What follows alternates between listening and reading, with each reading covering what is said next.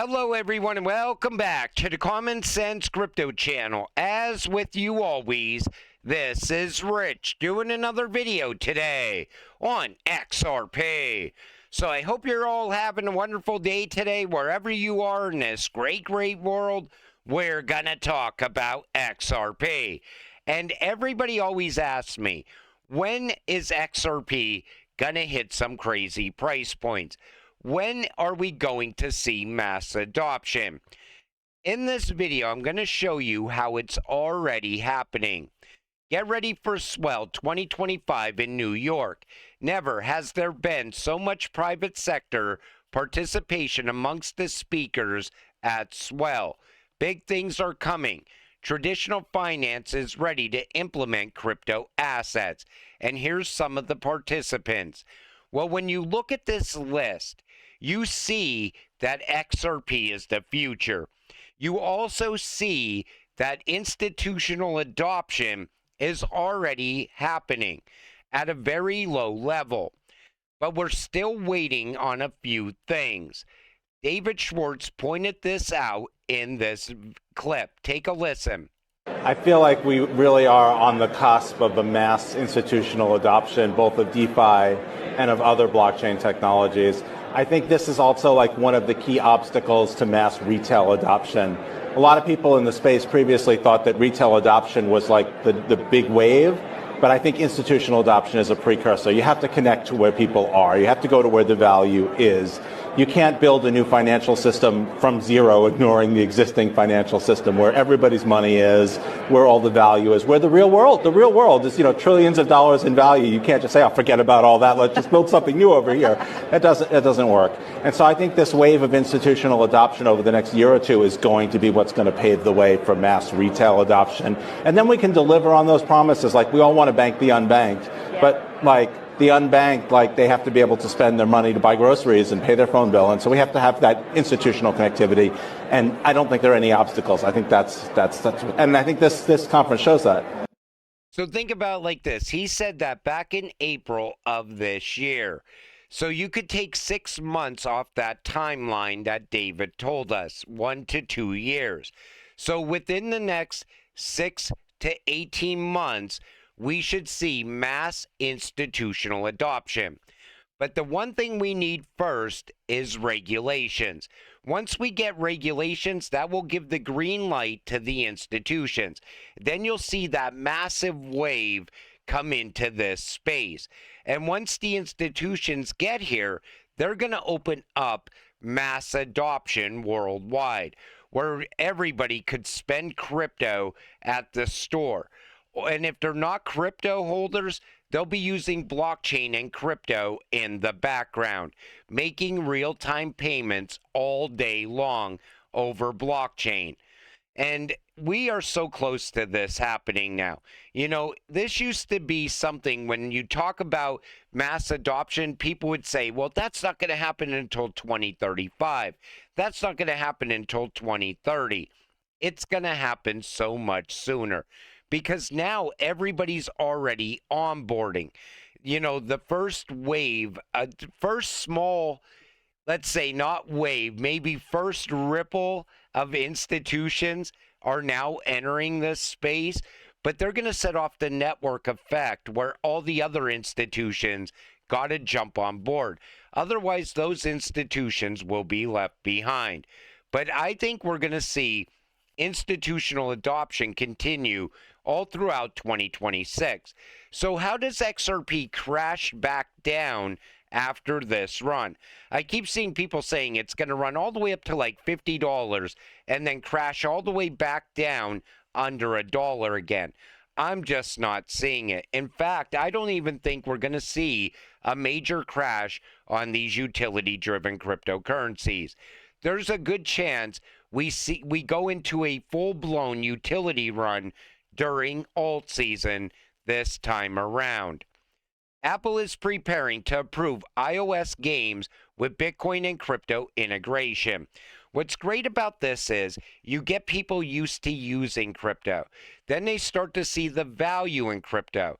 Then they start investing in crypto.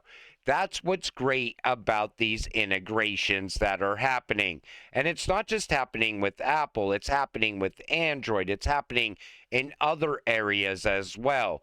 Like I said, it's happening at a very small level already. And this comes from Dom at Easy A. Who's going to tell them about Apple Pay? And you see, at Steak and Shake, the Bitcoin maxis are talking about using Bitcoin to buy things. They don't know that Bitcoin has solved for instant settlement yet. But Lightning does not do instant settlement. In fact, Lightning is no different than Swift. It's pre-funding that's really going on with the Lightning Network. And Grok explains this.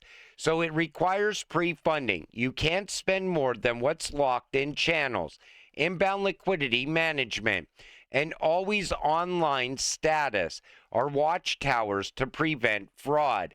Critics argue it's not true settlement until on-chain, as Layer 2 finality depends on eventual Layer 1 enforcement. It's more like a network of IOUs backed by Bitcoin, with risk if the underlying chain is attacked or congested. The best way I could compare it is to what we see with Swift right now. The Lightning Network is not game changing, and it does not offer instant settlement either. And that's why they hate XRP, because XRP actually settles. Take a listen to this. And I think one of the things we all have to remember is that the value of a token over the long term is really going to be derived by its utility. What problem is it solving? How big is that problem? How many customers do you have? There's no question there's a lot of hype in this system, and I don't actually think that's a good thing. For Ripple, we use this digital asset called XRP to settle liquidity needs between banks. So today, there's $27 trillion parked at different banks around the world so they can make payments between each other. Our view is you can use a digital asset like XRP to do that in real time. Because XRP has been so efficient, it settles a transaction about 3 seconds compared to Bitcoin. So it just passes through that currency for that period of time. That's correct. And that's what Ripple always wanted to do. They wanted to end the pre-funding. They wanted to unlock the $27 trillion sitting in Nostro Vostro accounts.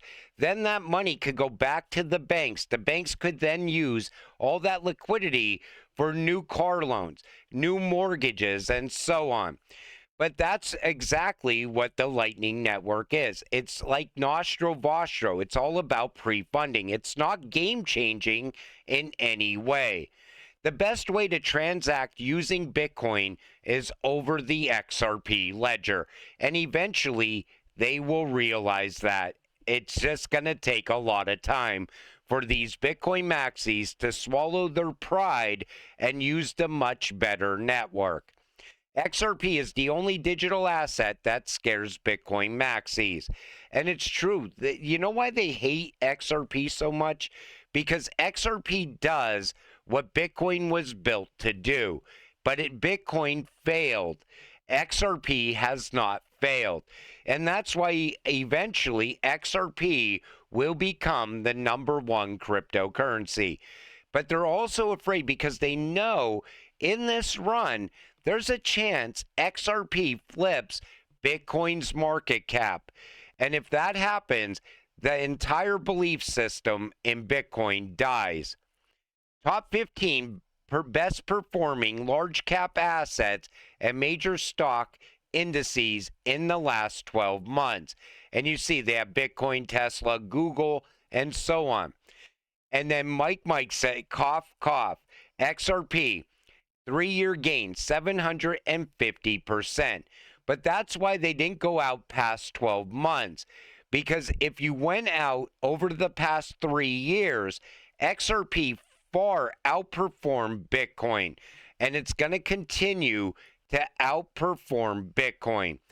But they don't like to change the narrative on Bitcoin in any way. They got to keep that hype going.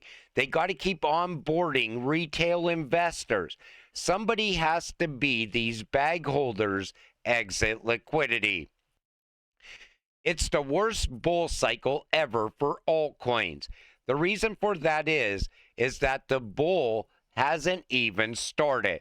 It's a constant grind and sideways price action. Congratulate yourself if you're still around. You're part of a select group of winners. All you got to do is stay patient just long enough to get to the finish line, get to that financial freedom, get to that life-changing money. Because this run has not even began yet.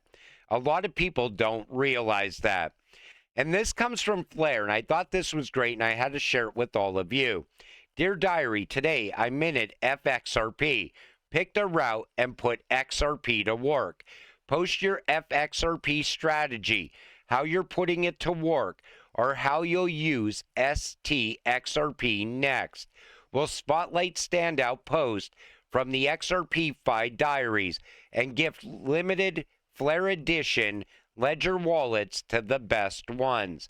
I think that's great. Flair, right now, it's still very early for Flair, but you could buy Flair for less than 2 cents at the time I'm making this video. I'm telling you, you gotta stack a decent bag of Flair while it's still dirt cheap. This way you have no regrets later.